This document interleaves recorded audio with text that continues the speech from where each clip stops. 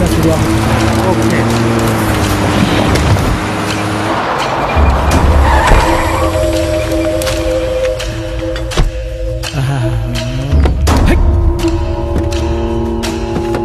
ಸಾಹೇಬ್ರೆ, ಇಲ್ಲಿ ನಮ್ಮ ಕಣ್ಣು ಕಾಣ್ತಾ ಇರೋ ಜಾಗವೆಲ್ಲ ನಮ್ಮೂರ್ದೆಯ. ನಿಮಗ ಅದೆಷ್ಟು ಬೇಕು ಅಷ್ಟು ಕೊಡ್ಸೋದು ನನ್ನ ಜವಾಬ್ದಾರಿ. ಸರಿ ಸರಿ. Hope there is no problem. ಅಮ್ಮ ಟಿಲಕ್ಕಮ್ಮ, ಈ ಭಾಷೆ ನನ್ನ ಕೈಲಿ ತಡ್ಕೊಳಕ್ ಆಗ್ತಾ ಇಲ್ಲ ಕಣವ. ಓಕೆ ಓಕೆ, ಅರ್ಥ ಆಯ್ತು. ಇಂಗ್ಲಿಷ್ ಪ್ರಾಬ್ಲಮ್ ಏನು ಪ್ರಾಬ್ಲಮ್ ಇಲ್ಲ ತಾನೆ? ಏನು ಪ್ರಾಬ್ಲಮ್ ಇಲ್ಲ ಗುರುವೆ, ನಾನು ಇದ್ದೀನಿ ಅಂತ ಹೇಳಿದ್ನಲ್ಲ.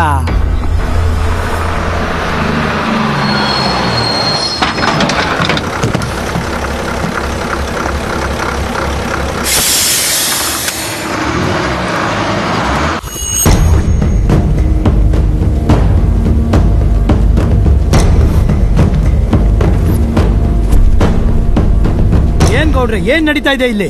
ಸರ್ಕಾರದವರು ಈ ಜಾಗದಾಗೆ ಫ್ಯಾಕ್ಟ್ರಿ ಕಟ್ಟೋದಕ್ಕೆ ಪರ್ಮಿಷನ್ ಕೊಡ್ತಾ ಅವ್ರೆ. ಅದನ್ನ ನೋಡೋದಕ್ಕೆ ಸಾಹೇಬರು ಬಂದವ್ರೆ. ಸುಮ್ಮನೆ ಅವ್ರು ಕೊಡೋ ದುಡ್ಡನ್ನ ತಗೊಂಡೋಗಿ ಬೇರೆ ಕಡೆ ಉದ್ಧಾರ ಆಗಿ. ಈ ಊರ್ ನಮ್ದು, ಈ ಜಾಗ ನಮ್ದು. ಈ ಮಣ್ಣನ್ನು ಬಿಟ್ಟು ನಾವೆಲ್ಲಿಗೂ ಹೋಗೋದಿಲ್ಲ. ಮಾತು ಮುಂಚೆ ನಾವೆಲ್ಲ ಮಣ್ಣಿನ ಮಕ್ಳು, ಮಣ್ಣಿನ ಜೀವ ಸಾಯ್ತಾ ಇದ್ದೀರಲ್ಲ. ಕಳೆದ 10 ವರ್ಷದಿಂದ ಈ ಭೂಮಿನಲ್ಲಿ ಏನ್ ಬೆಳೆ ಬೆಳೆದಿದ್ದೀರಾ? ಬರೀ ಕೂಳೆ ಸತ್ತೆ. ಕೇಳಿದ್ರೆ ಮಳೆ ಬರ್ಲಿಲ್ಲ, ಸರ್ಕಾರದವರು ಸರಿಯಾದ ಟೈಮಿಗೆ ಬೀಜ ಕೊಡ್ಲಿಲ್ಲ, ಪರಿಹಾರ ಕೊಡ್ಲಿಲ್ಲ ಅಂತ ಕಥೆ ಹೇಳ್ತೀರಪ್ಪ. ಬಾಯ್ ಬಂದಾಗೆಲ್ಲ ಮಾತಾಡಿ.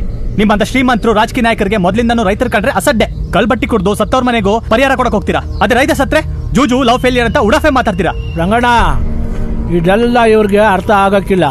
40 ವರ್ಷದ ಹಿಂದೆ ಸರ್ಕಾರದವರು ಈ ಜಮೀನ ನಿಮಗೆಲ್ಲ ವ್ಯವಸಾಯ ಮಾಡಕ್ ಕೊಟ್ಟು ಮಂಜೂರು ಮಾಡಿ ಪಾಣಿಪಟ್ಟಿ ಮಾಡಿ ಕೊಟ್ಟಿದ್ದಾರೆ. ಹೌದಾ ಅಲ್ವಾ? ಯಾರಿಲ್ಲ ಅಂದಾರ? ಅದೇ ಸರ್ಕಾರದವರು ಈಗ ಕಂಡುಬಿಟ್ಟು ಇವ್ರಿಗೂ ಮಂಜೂರು ಮಾಡಿ ಪಾಣಿಪಟ್ಟಿ ಮಾಡಿ ಕೊಡ್ತಾರಂತೆ. ಇದು ಅನ್ಯಾಯ ಅಲ್ವಾ ಗೌಡ್ರೆ? ಅಲ್ಲ, ನೀವ್ ಯಾವ ಬ್ಯಾಂಕ್ ಸಾಲ ತೀರ್ಸಿದ್ದೀರಾ ಅಂತೀನಿ. ನಿಮ್ಗೆಲ್ಲ ಒಳ್ಳೇದಾಗ್ಲಿ ಅಂತ ನಾನು ನನ್ನ ಸ್ವಂತ ದುಡ್ಡನ್ನ ನಿಮ್ಗೆ ಕೊಟ್ಟಿದ್ದೀನಿ. ಅದನ್ನೇ ನೀವು ತೀರ್ಸಕ್ಕಾಗದೆ ನೀವೇ ಸಾಯ್ತಾ ಇದ್ದೀರಪ್ಪ. ಇವ್ರನ್ನ ದೇವ್ರೇ ನಮ್ಮ ಊರ್ನ ಉದ್ಧಾರ ಮಾಡಕ್ಕೆ ಅಂತ ಕಳ್ಸವ್ನೆ. ಸುಮ್ನೆ ಇವ್ರು ಕೊಡೋದನ್ನ ತಗೊಂಡು ನನ್ನ ಸಾಲ ತೀರ್ಸಿ ನಿಮಗೆ ಅಂತ ಪರಿಹಾರಕ್ಕೆ ಆ ಬೋರೆ ಮೇಲೆ ಜಾಗ ಕೊಡ್ತಾರೆ. ಅದನ್ನ ತಗೊಂಡು ಉದ್ಧಾರ ಆಗಿ. ನಾವಾಗಲ್ಲ ಅಂದ್ರೆ ಇವನೊಬ್ಬ ದೊಡ್ಡ ವಿದ್ಯಾವಂತ ಹೋರಾಟಗಾರನಂತೆ. ತಿನ್ನಕ್ಕೆ ತೌಡಿಲ್ಲ ಅಂದ್ರು ಹೋರಾಟ ಮಾಡ್ತಾನಂತೆ. ಹೋರಾಟ ಸುಮ್ನೆ ಅದಂಕೊಂಡು ಹೋಗ್ರಿ. ಇಲ್ಲ ಅಂದ್ರೆ ಏನು ಹೆದರ್ಸ್ತಾ ಇದ್ದೀರಾ? ಎದುರಿಸ್ತಾ ಇಲ್ಲ ಕಂದ. ಸರ್ಕಾರದವರು ಈ ಜಾಗದಲ್ಲಿ ಫ್ಯಾಕ್ಟರಿ ಕಟ್ಟೋದಕ್ಕೆ ಪರ್ಮಿಷನ್ ಕೊಡ್ತಾವ್ರೆ ಅಂತ ಎಚ್ಚರಿಸ್ತಾ ಇದ್ದೀವಿ. ಯೋಚನೆ ಮಾಡಿ. ಆಗಲ್ಲ, ಪ್ರಾಣ ಹೋದ್ರು ಈ ಜಾಗ ಬಿಡಲ್ಲ. ಪ್ರಾಣ ಹೋದ್ರು ಇವರು ಈ ಜಾಗ ಬಿಡಲ್ವಂತೆ. ಹಂಗಾದ್ರೆ ಮೊದಲು ಪ್ರಾಣನೇ ಬಿಟ್ಬಿಡಿ ಸಾಹೇಬ್ರೆ. ತೋರ್ಸನ ನಮ್ಮ ವರ್ಷಯ.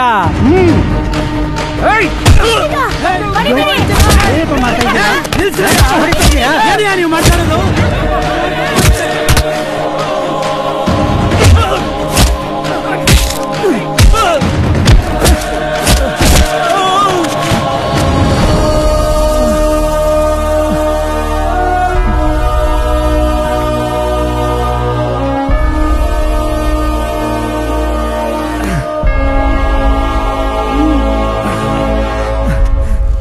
ಏನಿದಲ್ಲ?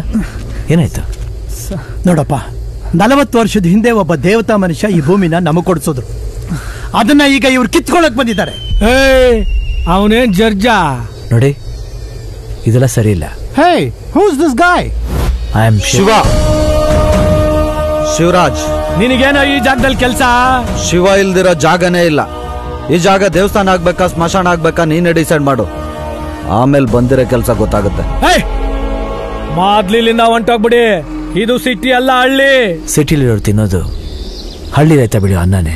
ಯಾವನ ಇವನ್ ತುಂಬಾ ಡೈಲಾಗ್ ಹೊಡಿತಾವನೆ. ಅವ್ನ್ ಸಿಗದ್ ನಾಳೆ ಹೆಸರಿಲ್ಲ.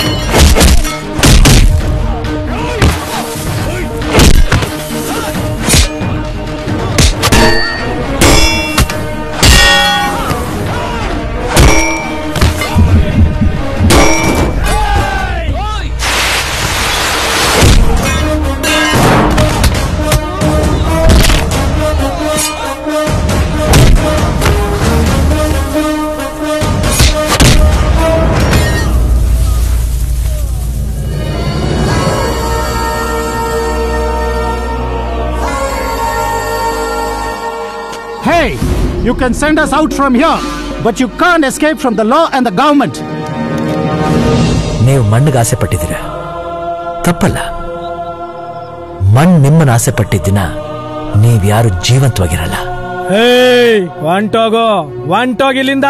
ನಾನು ಹೋಗಕ್ಕೆಲ್ಲ ಬಂದಿರೋದು, ಇರೋಕೆ, ಇರ್ತೀನಿ, ಕಾಯೋಕೆ, ಕಾಯ್ತೀನಿ, ಉಳಿಸೋಕೆ, ಉಳಿಸ್ತೀನಿ ಅನ್ನದಾತರನ್ನ, ರೈತರನ್ನ.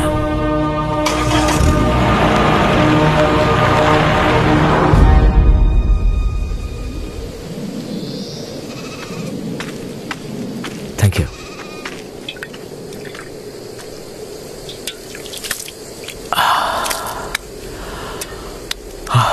ಯಾರಪ್ಪ ನೀನು? ಶಿವು ಅಂತ, ಸಿಟಿಯಿಂದ ಬಂದಿದ್ದೀನಿ. ಈ ಹಳ್ಳಿ ಬಗ್ಗೆ ಕೇಳಿದ್ದೆ, ಒಂದೆರಡು ದಿನ ಇದ್ದೋಗೋಣ ಅಂತ ಬಂದಿದ್ದೀನಿ. ಓದ್ದವನ್ ತರ ಕಾಣ್ತೀಯ. ಆ ಗೌಡನ್ ಬೇರೆ ಎದುರಾಕೊಂಡಿದ್ಯಾ. ಅವನು ಹೃದಯ ಇಲ್ದಿರೋ ಮೃಗ. ಮೊದಲು ಪಳಗ್ಸೋದು, ಇಲ್ಲಾಂದ್ರೆ ಬೇಟಾಡೋದು. ನಿನಗೆ ಯಾಕೆ ಬೇಕು ಈ ಊರಿನ ಹೊಸಾಬರಿ? ಸುಮ್ಮನೆ ಹೊರಟೋಗು. ಎಲ್ಲಿಗೆ? ಎಲ್ಲಿಂದ ಬಂದ್ಯೋ ಅಲ್ಲಿಗೆ. ದೇವ್ರು ಬರೋಕೆ ಒಂದ್ ದಾರಿ ಇಟ್ಟಿರ್ತಾನೆ, ಹೋಗೋಕೆ 100 ದಾರಿ ಇಟ್ಟಿರ್ತಾನೆ. ಇದ್ರ ಮಧ್ಯೆ 4 ಜನಕ್ಕೆ ಒಳ್ಳೇದಾಗೋದಾದ್ರೆ ಅದೇ ಸಾರ್ಥಕತೆ ದಾರಿ. ತಲೆ ಗಟ್ಟಿಯಾಗಿದೆ ಅಂತ ಬಂಡೆಗೆ ಹೊಡೆಯೋಕ್ಕಾಗತ್ತಾ? ಸುಮ್ಮನೆ ಯಾಕಪ್ಪ ತೊಂದರೆಗೆ ಸಿಕ್ಕಾಕೋತ್ಯಾ? ಇದೇ ತೊಂದರೆಯಲ್ಲಿ ಎಷ್ಟು ದಿನ ಇರ್ಬೇಕು ಅಂತ ಆಸೆ ಪಡ್ತೀರಾ? ಸಾಯೋವರೆಗೂ. ಇದರಿಂದ ಹೊರಗೆ ಬರ್ಬೇಕು ಅಂತ ಅನ್ಸಲ್ವಾ? ಆಸೆ ಇದೆ, ಕೇಳೋಕ್ಕೂ ಹಿತವಾಗಿದೆ. ಆದ್ರೆ ಅನಾಹುತಗಳನ್ನೆಲ್ಲ ನೆನೆಸ್ಕೊಂಡ್ರೆ ಬಿಸಿಲಿನಲ್ಲೂ ನಡ್ಕ ಬರುತ್ತೆ.